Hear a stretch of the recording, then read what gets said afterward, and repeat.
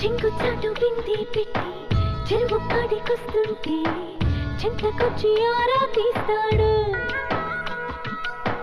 బిందె నిండిపోయిందంటే బరువు మొయ్యలేవంటూ సాయం చేస్తే తప్పేంటంటాడు.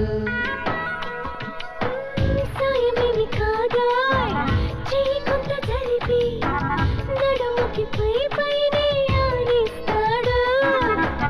అసతీయ అట్ట కట్టలేది పిట్ట ఇకపై ఆ పనినే కానిస్తాడు. పెద్ద దొంగోడతో బాబున్నాడు.